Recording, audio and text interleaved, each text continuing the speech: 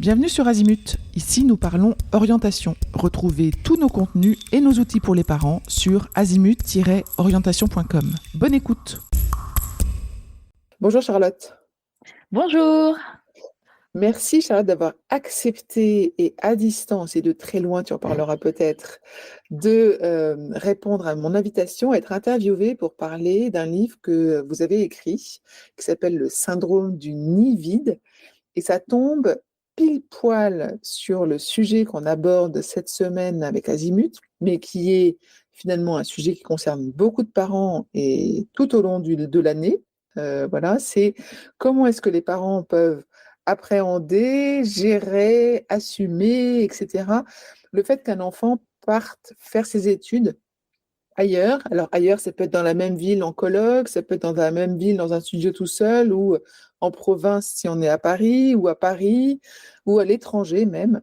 Dans tous les cas, il y a plein de situations où les parents sont amenés à peut-être vivre ce syndrome du nid vide. Et votre livre l'aborde, donc merci de l'avoir écrit. Et qu'est-ce qu'on peut y trouver si on l'achète ? Merci beaucoup pour cette invitation, Perrine. Je suis ravie. C'est un sujet dont on parle pas beaucoup, qui reste quand même relativement tabou. On râle pendant des années durant l'éducation en disant on est fatigué, on fait des allers-retours et puis il faut remplir le frigo et puis on fait que courir. Et puis d'un seul coup, quand les enfants partent, il y a ce vide qui s'installe et on n'ose pas trop forcément s'en plaindre. C'est une des raisons pour lesquelles on a écrit ce livre que j'ai coécrit avec Brigitte Carrère dans le cadre d'une collection en fait pour les femmes de plus de 40 ans. Le premier était sur la ménopause et le second, donc c'est le syndrome du nid vide. Et l'idée, c'est un petit peu d'expliquer le phénomène, de comprendre de quoi il s'agit, c'est quoi cette vague d'émotions qui nous prend le cœur et parfois on s'y attend pas du tout. Ça prend par surprise. Les études parlent de 35% de parents qui seraient concernés par un syndrome du nid vide, dont une majorité de mamans. Mais là encore, c'est parce que les papas, au niveau social, c'est complètement tabou de parler de ça. Et donc l'idée, c'est de comprendre un petit peu le phénomène, le repérer, l'accepter, et puis agir et l'accompagner en fait pour qu'il ne cristallise pas et que ça ne devienne pas un syndrome qui se rapproche de la dépression, parce que dans des cas extrêmes, c'est vers ça que cela peut tendre. Et toute l'approche du livre, c'est de dire que toutes les transitions dans la vie, elles sont parfois difficiles à traverser, mais qu'elles s'accompagnent d'énormément d'opportunités. C'est aussi des tremplins vers de nouvelles périodes, vers de nouvelles relations. Et donc, tout le livre va décliner cette idée. Qu'est-ce qu'on y trouve ? On peut peut-être regarder un peu le sommaire ensemble ? Bien sûr, avec plaisir. Donc, on peut lire que ça ressemble à un baby blues bis, c'est ça? Donc, est-ce que c'est Oui. les mêmes femmes qui ont eu un gros baby blues qui vont avoir un gros syndrome du nid vide, ou est-ce que ça n'a rien à voir? Non, pas nécessairement. Et d'ailleurs, c'est en ça que c'est souvent une surprise. Par contre, on retrouve la vague émotionnelle. Le syndrome du nid vide est caractérisé par des sentiments parfois contraires, parce qu'il y a évidemment de la joie et de l'excitation pour l'enfant, pour ses projets, pour son indépendance. Et puis, il y a aussi cette petite pointe de tristesse, voire d'anxiété, et le sentiment de vide et d'inutilité quand les enfants partent. Et là, bim, on se retrouve un peu... Alors, même quand il y a d'autres enfants qui restent à la maison, quand il y a des frères et sœurs, on peut tout de même le ressentir. Et après, il y a des situations qui peuvent être un petit peu plus complexes. Par exemple, un parent d'un enfant malade, un parent solo, un enfant unique, ce genre de situation ou des relations très fusionnelles, on sait que le risque de syndrome de nid vide va être un petit peu plus important. Comment est-ce qu'on le détecte? Comment est-ce que les mamans ou les papas, s'ils veulent bien l'admettre, vont le ressentir? C'est quoi? On parlait un peu d'une petite dépression, mais c'est aussi quoi? C'est Ouais, des alors choses corporelles? c'est un petit peu de tout, parce que on va retrouver tous les symptômes du stress. Donc en fait, là où nous on recommande dans le livre de s'inquiéter, peut-être de consulter, c'est quand les symptômes s'installent au-delà d'un mois, parce qu'il n'y a aucun parent indifférent au départ d'un enfant, aucun. Après, ça va être plus ou moins compliqué avec des nuances qui vont varier selon les histoires, selon les parents, selon les enfants et les relations. Et c'est vrai que quand vraiment ça s'installe et que effectivement on sent la déprime s'installer, là on conseille de consulter. Mais généralement, il y a ce mélange de sentiments. En fait, comme toutes les ruptures et tous les deuils, on peut passer par un cheminement émotionnel qui va passer par de la tristesse, de la colère, voire du déni, avant d'accepter la situation. Donc, il faut passer ce cheminement. Et si on s'enlise au creux de la vague, c'est là que généralement faut réagir, parce que ça peut se ressentir effectivement comme un baby blues bees, donc avec un sentiment de dévalorisation, on a le cœur tout chamboulé et ça se rapproche drôlement de la dépression.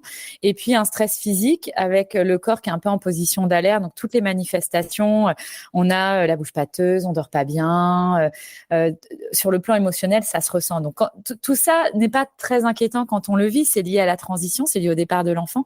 C'est vraiment quand ça s'installe que là, on va parler de syndrome du nid vide. Comment est-ce qu'on peut essayer de l'éviter, ce syndrome du nid vide?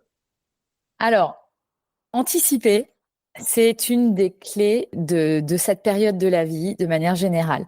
Pour plusieurs raisons. D'abord, tous les experts qu'on a pu rencontrer, donc le livre est conçu toujours de la même manière dans les chapitres et on a toujours un expert qui intervient à la fin du chapitre. Tous les experts, c'est unanime, vont tous dire on ne fait pas des enfants pour les garder pour soi. Et le but de l'éducation, c'est de les mener de la complète dépendance à l'indépendance. Et en tant que parent, on peut être fier quand on y arrive, même si on le voit pas tout de suite. Donc c'est vrai que anticiper ce moment, on sait qu'il va arriver. C'est une des clés et pour le parent et pour l'enfant.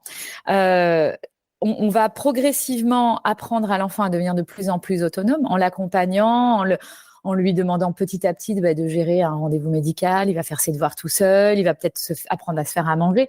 Ça peut rassurer déjà le parent parce qu'il y a des parents qui sont très inquiets au moment du départ de les enfants. Mais comment ils vont s'en sortir? Comment ils vont faire? Et comment ils vont faire quand je suis pas là? Donc, si on les a menés sur ce chemin de l'autonomie en l'anticipant graduellement entre le collège et le lycée à peu près, on sait que quand ils vont être indépendants, déjà, on sait qu'ils ont les clés pour s'en sortir. C'est un premier point rassurant. C'est très Ils savent faire important. une machine, ils savent se C'est cuire ça, un œuf. exactement. Voilà.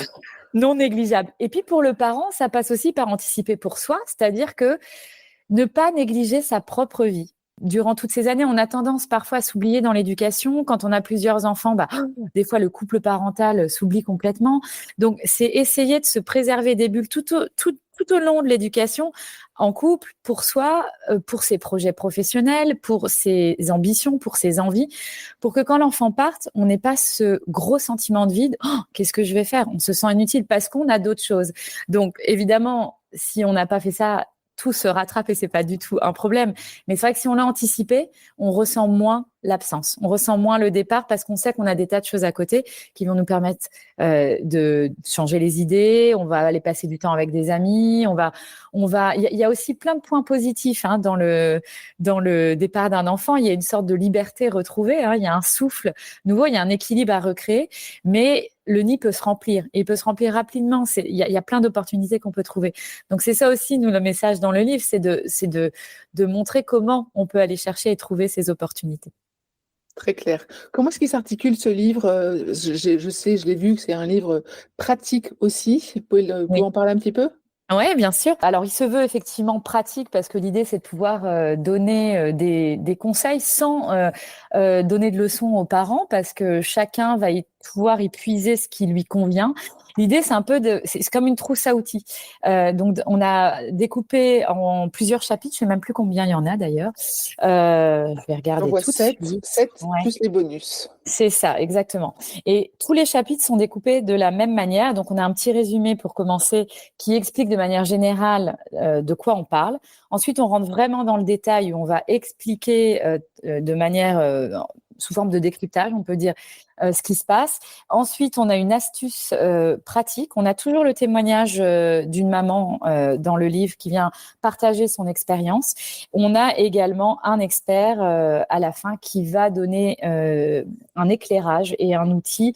Alors, on a là, sur ce livre-là, on a évidemment des psychologues, on a également des coordinateurs enfance et jeunesse. On a vraiment des profils assez différents, mais des personnes effectivement spécialisées dans ce type de transition. Je vois que vous avez une super psychologue dans la préface que je connais, Béatrice Copper-Royer. Quelle Oui, bien sûr. chance.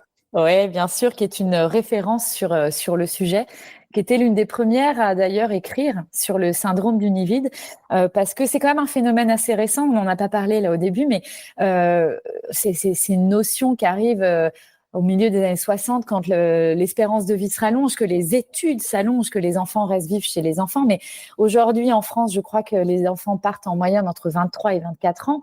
Il faut voir qu'au 19e siècle, entre 11 ans et 15 ans, les enfants, ils partaient. Et en plus, ils n'allaient jamais très loin. Ils restaient dans le village. C'était pour être mariés à quelqu'un d'autre. Donc, c'est une notion qui est arrivée vraiment, qui s'est développée récemment et qui a été cliniquement observée seulement dans les années 70. Et aujourd'hui, on en parle plus facilement, mais ça fait encore partie de ces sujets relativement tabous. On l'a dit au début, moi je vis aux États-Unis, c'est un vrai sujet ici, c'est un petit peu moins tabou qu'en France. Les parents en parlent beaucoup. Alors certains organisent une énorme fête au départ des enfants, mais c'est un vrai projet, c'est une vraie étape de vie et on en parle. Il y a beaucoup plus de littérature sur le sujet que ce que l'on peut trouver en France. Et le livre d'ailleurs, c'est aussi pour combler un peu ce manque. Votre livre, il s'appelle donc Le syndrome du nid-vide, quand le petit dernier s'en va, mais ça ne concerne pas forcément les petits derniers, on l'a vu. Ouais, On peut l'acheter, il est édité chez Bambou Éditions. tout à Est-ce fait. qu'il faut dire autre chose? Oui, il y a quelque chose que je voudrais mentionner, c'est un livre qui est relativement ludique. On a beaucoup de dessins. C'est une des caractéristiques de cette collection. Les dessins permettent d'avoir une double lecture. Il y a beaucoup d'humour apporté dans les dessins. Moi, j'ai travaillé avec ma co-autrice sur l'enquête et sur les textes. Et l'illustratrice vient vraiment apporter une petite touche en plus qui permet de prendre du recul, de rire. Et l'humour, je pense, c'est toujours une clé absolument majeure des transitions qui sont délicates et difficiles, quelles qu'elles soient. Et ça marche très bien aussi sur le syndrome d'Univide. Donc, c'est vraiment, je trouve, quelque chose, un petit truc en plus. Merci beaucoup pour ce partage et puis j'espère que les parents iront l'acheter et le trouveront intéressant également. À bientôt. À bientôt. Merci beaucoup. Pour aller plus loin dans l'accompagnement de votre enfant, rendez-vous sur azimut-orientation.com. Tous nos contenus y sont classés par thématique et vous pourrez consulter notre calendrier, notre annuaire d'experts et vous inscrire à la newsletter pour ne rien louper. Merci pour votre fidélité. À bientôt.